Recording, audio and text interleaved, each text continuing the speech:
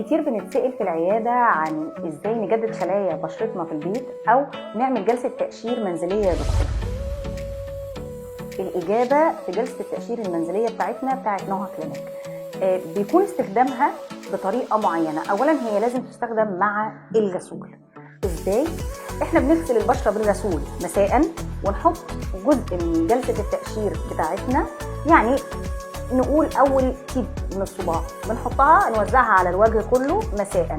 لما بنصحى الصبح لازم نغسل تاني بالغسول ونبدا نحط كريم الشمس المناسب لينا.